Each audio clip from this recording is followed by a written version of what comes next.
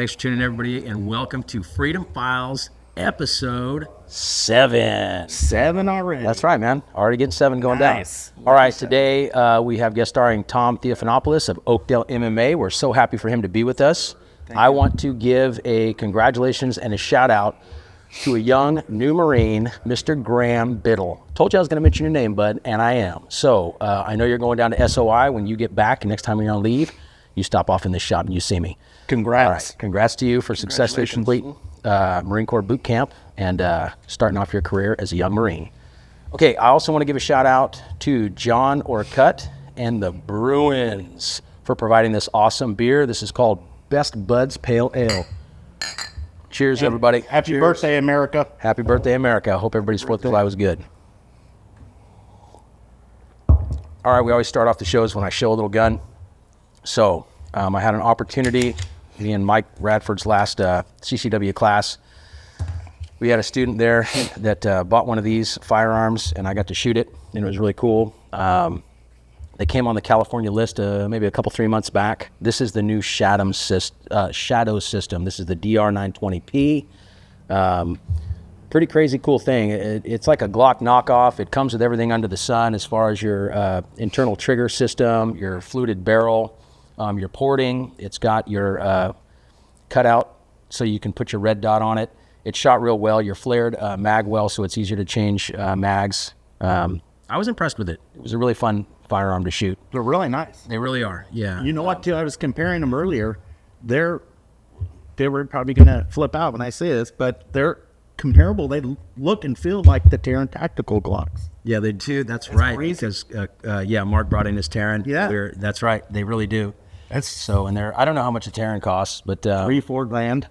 Yeah, these ones are a lot less than that. I won't go over the price over them because I know we're YouTube, we're not supposed to. So, but anyway, they're great. The Shadow systems make a good gun, and they are now on the California roster. So, I also want to talk about today's the July 5th. I hope everybody had a good 4th of July. I want to talk about the new ammunition background check, $5. So, came in the shop this week, and right off the get started it, explaining it to people. People kind of shrugged their shoulders, and they're doing it. But let me give you an example. I have an example receipt. So you're going to come get some rando ammo, $10 for the box, let's say. All right. You have your excise tax of 11% of $1.10. Your stupid California new $5. Okay. You're looking at $16.10. I'm sorry, $16.10, and then you have to include the 8.375 on that $10 for your local sales tax. Out the door, that $10 turns into $16.94 grand total. Jeez. Isn't that crazy, man? I mean, you want to talk about a greedy state, man? You know, what's sad. Next, right? It's sad. So it is. But anyway, I wanted to talk about that. It's here. It's in action. I don't like it. Let me get into Tom. Tom, I've known you for a while now. You're a pillar in this community. We're happy to have you. I'm so glad that you're doing this show with us. Yes. Tell us about yourself. Well, I'm a martial artist. I'm also an upholsterer by trade. I don't do much upholstery anymore because I teach martial arts full-time now. I have 3 full-time academies, one in Sonora MMA, Oakdale MMA. And then about a year and a half, almost 2 years now, I started Oakdale Boxing Club, one of my passions for a long time. And it was like one of those things I really felt I needed to do, before I got too old to do it. And we're already knocking out some champions. As a matter of fact, is it this Thursday? No, the 17th, up at the Chicken Ranch, we've got Pedro Juarez, who's undefeated. He'll be fighting to keep that undefeated reign going up at the Chicken Ranch. So if anybody wants to go there for the boxing. So I've been to the new Chicken Ranch on the casino floor and their restaurants once. I have not been to their sporting arena. And I remember the last time I went was probably 12 years ago for one of your... The bingo, the bingo. It was a small place. It was a fun time, though. It was a really good time. It's been longer for me. Yeah. How is the new it's bigger. Cage in the ring? It's bigger. A lot more room. Classy room, classy building. We just got through doing a show in partnership with 209 Beatdown. And we had about maybe 13 fights, I want to say, MMA fights. And they went off really well, a couple of championship fights. But yeah, the new venue is like night and day compared to the old one. I got to go check it out. Beautiful casino. Tom, tell what's the address for the Oakdale Gym? It's 140 North 2nd Avenue. You guys got to check it out. It's nice. I also want to talk to you, Tom, a little bit too about application to, you have been a thinker, the MMA, martial arts, boxing, any of these kind of sports where you're putting your mind to your body at work and you've got an opponent. You also have a lot of philosophy in that type of trade. Well, when we teach our CCW classes, we kind of teach the same thing, to avoid the problems, even though you're going to be somebody that's got the upper hand and the advantage that you're carrying around over someone else. The idea is to not get into trouble at all. So how do you apply the mindset and the discipline of MMA towards a CCW carrier? I think they're one and the same. I think they're very paralleled in that the same thinking process of not being involved in a particular situation has to be practiced with both, right? My CCW, I always make sure that I never carry it where I'm not supposed to be carrying it. Where a lot of people maybe they don't care, I don't know, but I'm always into preventive measures, right? Right. That little, voice in the back of your head, don't go down that alley. I'm a very big proponent of that. I'm checking all my doors. I find myself to be always prepared, no matter what. And I think it's paralleled with the CCW and the martial arts, in general. They complement each other. They complement each other. Very good, very good. And I think each has to have the same type of discipline in that you have to have a mindset of just not being put in that kind of a situation if you avoid it, right? I mean, I know people that have claimed that they were in 100 fights, let's say. Okay, so what does that tell me? That tells me that these people are not very responsible in terms of their, getting into arguments and not being able to back out of arguments. Maybe their ego is too big. You know what I mean? Those are not the kind of people that need to be having a CCW, if that makes sense. Correct. Yeah. Yeah, I agree with you 100%. Yeah, it's definitely something that's not meant to take advantage over people and to push weight around, if you will, or make your authority aggressive over people. It's something to just give you that protection in case there are those people out there that have that poor attitude. And the ultimate goal is to avoid that kind of thing. Right. What do you think is the advantages, discipline in MMA, learning young as opposed to the adult that's, trying to just get into it? I don't particularly feel that there needs to be an age, right? Anytime you start in the martial arts, you're going to get benefit, whether you're a kid or whether you're an adult. Jim knows because his son goes to my classes. I start every class with questions to the kids. Is your roommate? Is your room clean? Is your bed made? If you got in trouble with your parents, 5 push-ups, this sort of thing, right? If you talk back to your parents. And so those are the real benefits of the martial arts, Instilling discipline. Right. I've been training martial arts 50 years, and if I don't ever get into a fight, that's good for me. But the discipline that I got out of the martial arts are the things and the values that I hold dear, right? The discipline, making my bed, because now I'm accountable to the kids. Exactly. I can't stand in front of them and say, hey, did you make your bed where I didn't do it, So for me, those are the kinds of values that I find valuable. And the confidence knowing that I can handle myself for the most part, and so I don't have to get into a fight with people or an argument or any of those things, I feel confident in my ability not only handle the situation physically, but handle it verbally, be able to talk myself out of that situation. Those are the benefits of the martial arts, in my opinion. I feel like as time kind of progresses in my life, as I get older and the years go by, I look at children, and I'm sure that all generations do this, right?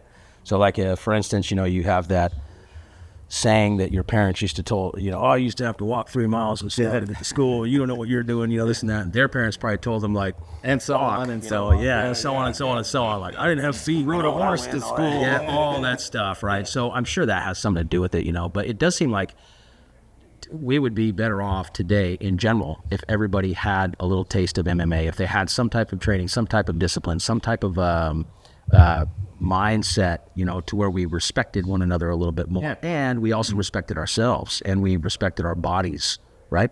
That's what I feel. I feel like today would be better off. I think we're constantly in the country talking about weight issues and food, and how it's the industry's fault and everything else. So I'm not trying to take away any kind of fault from someone if the industry's pushing stuff. But it's always blaming, not accepting. But it really is, man, because I think, that discipline that's learned from MMA or, a little bit of physical pain that gives you that kind of edge for the future, because you get that little exercise and that pain, that makes you stronger.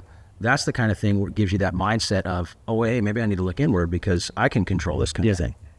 Yeah. Well, the thing is, you're going to get benefit regardless of what you do. You can go walk, 45 minutes a day, 2 hours a day. You can go to the gym. You can do different sports, right? But the benefit of MMA over those sports is not just the physical attributes and the strength and conditioning, right? But the ability to defend yourself hand to hand. Yes. Does that make sense? Yes. That's the benefit, I think. Well, you get the physical, you get the mental. Sure. And you get the ability to defend yourself. Hand to hand, like you said, and that knowledge that you can do it, and then making the choice to avoid that problem, even though you could probably embarrass the subject that's cackling at you or whatever. That's big. That's huge, and that's something that gives you that respect for yourself, which in turn allows you to respect others. Yeah, and then when you asked earlier the benefits of young opposed to old, I don't think there is a benefit any which way. I think regardless of how old you are, you just come in with your limitations. Even if you're, let's say, 70 with bad knees, you don't have to do MMA in terms of kickboxing, right? You could just do boxing. If you can't kick, just punch. On the ground also, I'm finding out that it's the great equalizer, right? I could do more on the ground in my old age too than now that I have my injuries, and my knees are kind of bad. I have 3 herniated discs in my back, so I can go on all my injuries, and I find that I fight better on the ground than I do maybe standing up. I don't have the pivot. I don't have the mobility anymore like I used to. And you have a majority of fights that make it to 90% fights end up on the ground. Right. They say 90% of fights end up on the ground, but 100% start standing. Exactly. Exactly. Get them to the ground quick. You got to meet up somewhere. So when did you start training? I started formal martial art called Kaiju Kembo in 1975. But that's the Hawaiian one, right? That's the Hawaiian art of Kaiju Kembo, right? Before that, I wrestled since I was 11 years old. A lot of my interest in wrestling was because my cousins wrestled, and also it was my heritage. The Greeks had wrestling in the Olympics 2,500 years ago. They had boxing in the Olympics, and they also had MMA, a form of MMA called pankration, which meant all powers, right? So this is my desire to continue in the MMA because of how I grew up. Listening to my dad tell stories, watching my cousins wrestle. So I wrestled from 11 till about 15. And I actually made it to the Junior Olympics in freestyle competition, but I was unable to compete because I suffered a horrific injury that resulted in a middle plate on the top of my head. And so then I couldn't stand the pressure of wrestling anymore. That's when I walked into the local karate dojo with James Juarez. I started training Kaiju Kembo, and I've been doing that for about 50 years now. And then in 88, I was a second-degree black belt Kaiju Kembo. I moved out here. You're great, bro. I'm like, damn. I'm doing something wrong. Go ahead. In 1988, when I moved out to Oakdale, I had no intentions of opening up a school. I just wanted to become a perpetual student, so I started studying boxing, kickboxing, and judo about that time. And then when I did started teaching, I always had an art that I would teach, and I always had an art that I was training in for my benefit to learn, if that makes sense. Right. Lately, I've been doing what's called Serrata Eskrima. So I'll teach my 4, 5, or 6 hours during the day, and then at the end of classes, a gentleman by the name of Edward Garcia, who is a master in Serrata Eskrima, he'll come out from Stockton, and we'll do an hour and a half of stick fighting for my benefit, Because again, I feel that I need to be a perpetual student. This is what's going to keep me interested in the martial arts. Part of my discipline, if you will. Right. All I'm doing is the same thing day in and day out. People get bored. Yeah, but if you're learning different things and new things, changing it up. Absolutely, absolutely. So you hold belts in Kaiju Kembo, judo, Brazilian Jiu-Jitsu, correct, and then what is it? The Dutch style, yeah. In Dutch style kickboxing, I have a first-degree black belt. Traveling to Europe and learning the Dutch style. I also train in Muay Thai too, but there's no ranking system in Muay Thai. from my teacher, Melchor Chavez in Albuquerque, New Mexico. I would travel there and train with him. I hold a 3rd degree black belt in judo under Sensei Christine Lincoln Pennick. And when I tell you these names of my teachers, I want you to understand that these people are like legendary in the martial arts industry. I always sought out the best that I could. Okay. Good. Tom, you know why you do so well at this, bro? Because you love it so much, it loves you back. Yeah. Yeah. That's why. Very good. Yeah, You give get something what you put respect into to it. it, gives Yeah. you the respect back. Absolutely. And then a 4th degree black belt in Brazilian Jiu-Jitsu under Grandmaster Flavio Bering. Okay. He'll be out here, matter of fact, next month. Yes, you did. You months did. ago, yeah. He'll be out here again in August to stay with us a couple of weeks. Living legend. And then I hold a 9th degree red belt in Kaiju Kembo under James And that's Juarez. Grandmaster, right? That's a Grandmaster title. Wow. Yeah. Is there, so as a red belt, is there a higher rank than the ninth? No. So that's it. That's the red belt. Red is like Yeah, black he's to the Kempo or Grandmaster. whatever. Yeah. Yeah. And knowing that was my final rank in Kaiju Kembo, when the association wanted to award me my red belt years ago, I actually denied it for 2 years straight. Every year they would confront me, hey, we need to get you your, I'm not ready. The responsibility was just too big for me. So I declined it for 2 years, and then finally the 3rd year, my teacher called me and said, look, we really need to progress you. You know, we need you to accept this, stop being an idiot. Yeah. So I accepted it finally. Wow. That's Well, I love it, man. You've got a great story, bro. And Thank you. You're great for the community too. Oakdale loves you, and all the other places that you've influenced, man. You're a positive individual. We're happy to have you in our lives. I don't take it lightly. Right now we're teaching 3rd and 4th generation. You know, I've got kids there that whose fathers and then grandfathers trained with me back in the 90s. Yeah. That's so cool, man. That's so awesome. now you. There was a story I was told to ask about you being robbed on a beach back in the day. That was a stupid decision. I went with my girlfriend at the time to Half Moon Bay on a very stormy, windy night, winter night, and 2 guys came across the beach and they kind of jumped on us with guns, and at gunpoint they robbed us. And ever since then I knew. And at the time I was taking the martial arts. I was actually studying Kaiju Kembo, right? But it was that moment I felt so helpless that I knew, this is going to be my life for the rest of my life. Martial arts, it kind of cemented my desire to continue to So even though it was a bad experience, it ended up being a good experience, man. Because you made that lemonade out. Yeah, of it. and any Stoic philosophy will tell you that too. The bad experience is the experience. Yeah. Absolutely. Oh yeah. Absolutely. Let's shift gears for a minute. I know, Jimmy, you've got some 1911 tips to talk about, man, and one of those is proper oiling of a 1911. Yeah. I've seen all different kinds. There's some people that will lather a 1911. I mean, not going to hurt it, but it turns out spitting on you all the time. Some people go way overboard on the oil. And then there are some that actually hardly use oil, and then they want to know why their 1911 isn't working good anymore after a while because they had it bone dry. Well, remember, it is metal on metal. Metal on metal needs some lubrication.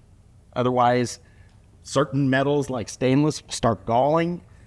Others, it just the depending also on the tolerances will make it worse. So there's a few areas, and before I jump into where to oil or the best places to oil, there's certain kinds of oils that you want to stick with. You want to stay away from greases, especially, I think you and I talked about that the other day. I guess we can say it. Like, Well, we were talking about today too, man. I mean, Yeah, today today popped too. up really where we get a lot of, look, Frog Lube was really popular for a long time, and I'm not. Well, I guess I'll say a few bad things about it because you kind of get into that, but I think well, it depends on how it's applied, and it depends on what it's applied to. But there's more to that than just applying it, like placing it on the metal parts and then moving on your way. There's like Frog Lube wants you to strip it down properly, which means you have to use acetone format to get everything off and all the oils out, to heat the metal, to separate the metal components, which means more disassembly than just a field strip. Heat it to like 160 degrees, then apply the Frog Lube, and that's. you can't do that out in the field. And it's just not for your standard shooter, the guy that's going out there and beating up his guns and having a good time, you're just not going to do that kind of stuff. Well, we both found out that usually frog lube causes more malfunctions. The gel does. I don't know about the viscous oil. I haven't tried that stuff yet. I don't know that they have it. But the gel, the stuff that came in like the little wax paste can. Or the wax. Unless you were using it on something large and beefy like an AR-10, it pretty much caused a lot of malfunctions. Right. So yeah, so stay away from stuff like that. Like, again, greases. don't do WD-40. WD-40 is good if you're going to wipe it off immediately and then replace it with something else. Yeah. You want to do something that's viscous, something that does not gelify over time, something that can be mixed with water and will run rather than dry. So he's got some The stuff. WD-40, if you use it and then you put it away, not use it for a little bit, there's people where they couldn't even move their slide or rack, the bolt. Yeah. It turns into like a hard kind of gunk. It gets gum. It locks it up. There's Almost like a sap. Yeah, there's time where I think I've showed you where I've had to, someone brought it in, my gun's not working at all, and I've had to use like one of those scrapers, metal scrapers, or a knife to kind of carve it out. Yeah. It gets bad. So there's a few that I like. It just depends. I like the FP10. I like Slip 2000. The Breakthrough CLP, which is really good at that. Another really good one, and what surprised me, a lot of people they really haven't heard about it. Every time I say, hey, try this, we go like, what? Didn't we talk about it on like episode 1? Yeah, we talked about it. So a good one is Ballistol.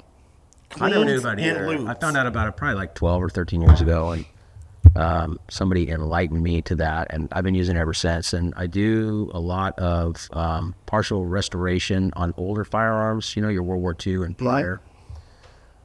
Which are made with really good wood grain, a lot of good walnut and teaks. That's the kind of stuff that if you use synthetics or other types of lubrications, will stain if you get it on the wood, whereas the Ballistol does not stain. So I like that a lot about it.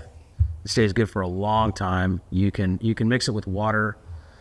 The guys in the black powder world call it like moose milk and all that because they do like a 50-50 where they mix it with water, and it helps to prevent the black powder. We use it for machining and stuff like that. Oh yeah, it's a cutting fluid. It's an agent. It's good stuff. Now with my 1911 builds, I actually make my own, and I send it with the builds come with a kit, and I send it with a build. It's a few different things that make this. It works.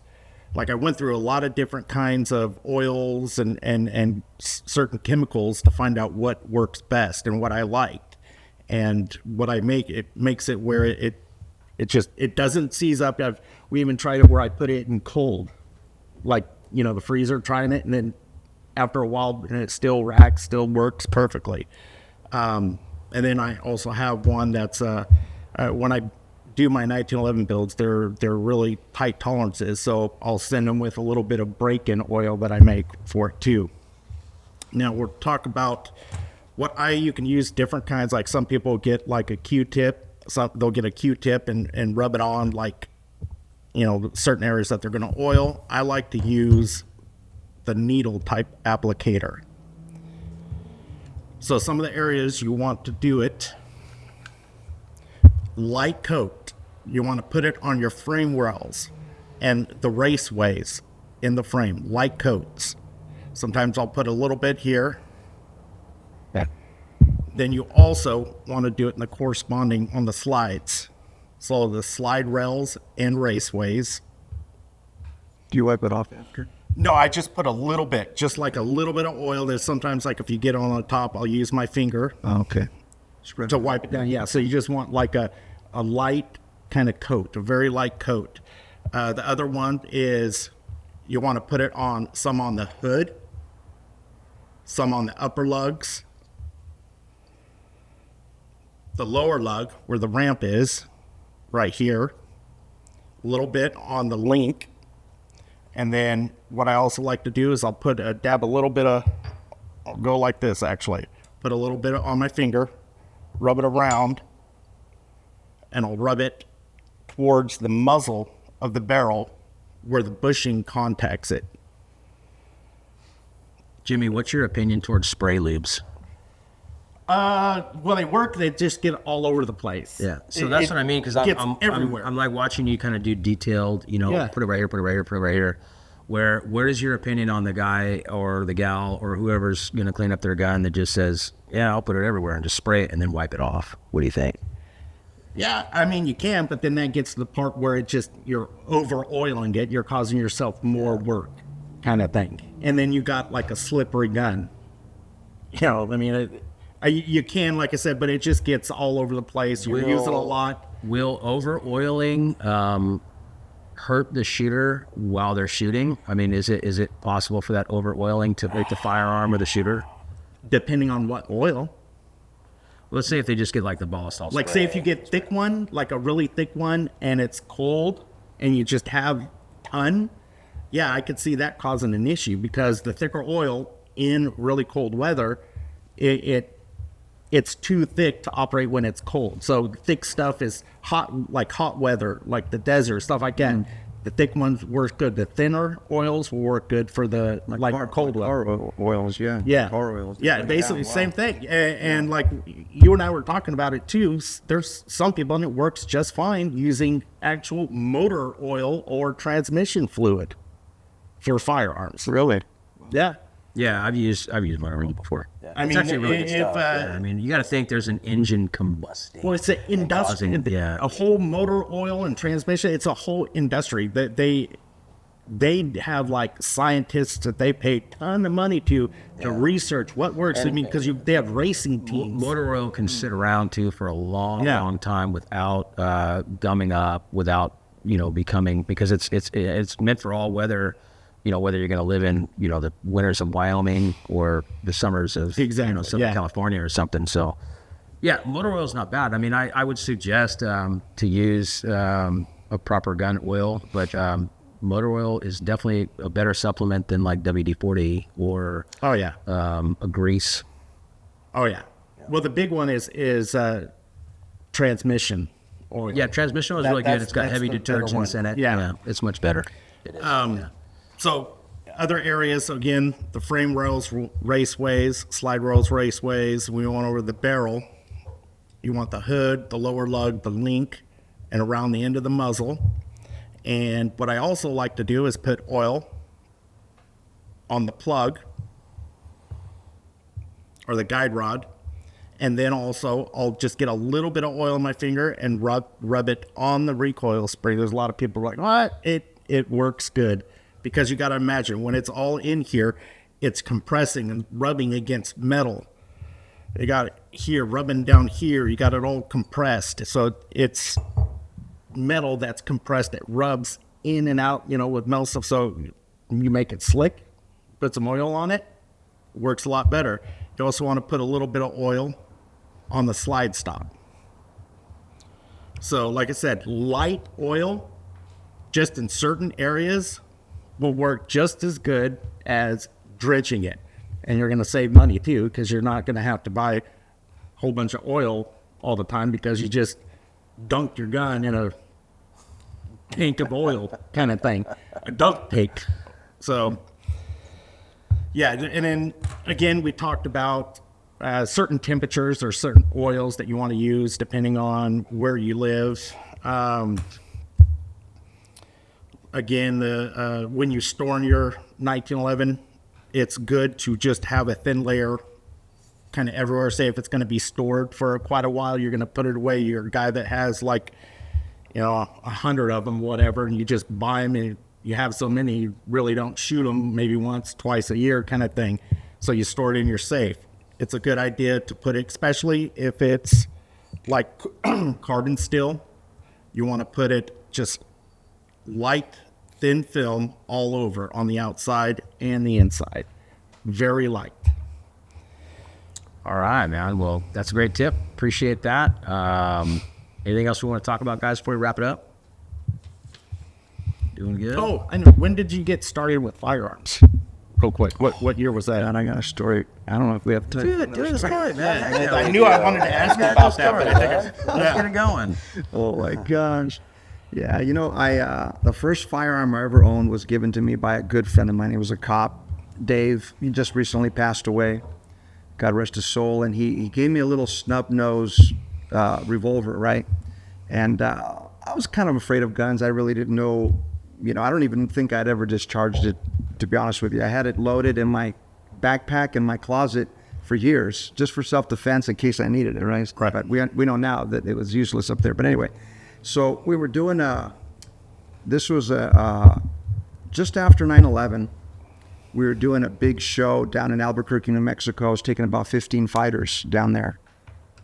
And I took down my backpack, forgot the gun was in there, started packing it up with protein powders and different things that I needed, right? So we're going through the Oakland airport.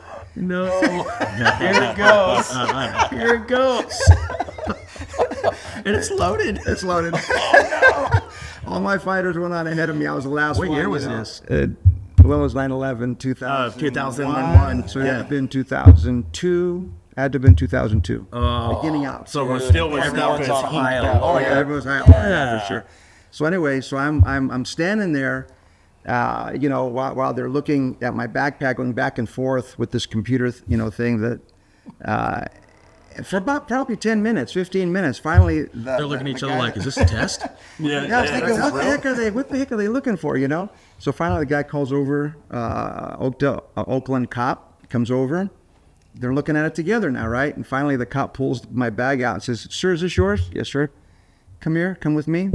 So we go over to the table. He says, "You want to tell me what's in here?" Shit. No, I forgot it was in there. Oh, yeah. Honest to God, I forgot it was in the side pocket, "You want to tell me what's in here?" I said, "Sir, I'm not sure what you're looking at." He goes, "Son, I'm going to ask you again. You want to tell me what's in here?" And I'm staring at the bag because I wanted to make the right, answers, right? Yeah. So I'm looking at the bag and I go, I think I left my gun in that side pocket, didn't I?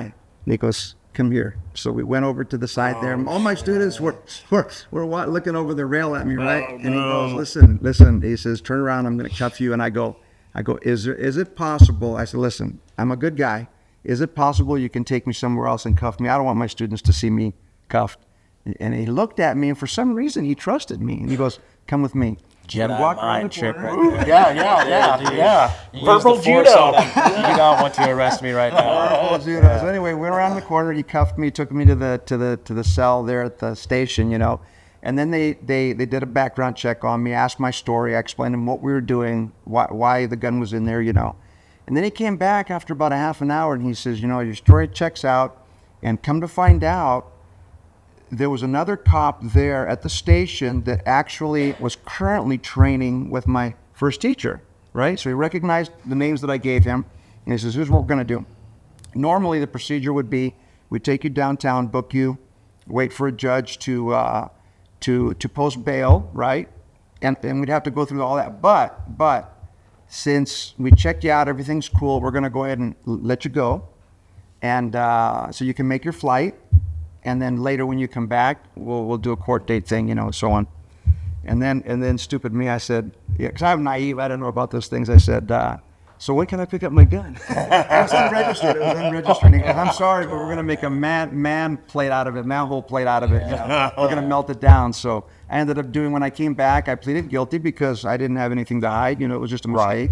And I ended up doing 6 months probation, working at a kennel in Pleasanton at the Community service. Yeah. Community service, that kind of thing. And that was it. Not a big deal, but that was a funny story. So ever since then, that was my first experience with guns. And then my second experience, we were doing an MMA show, and we had asked Fred if he would like to sponsor it and trade for some firearms.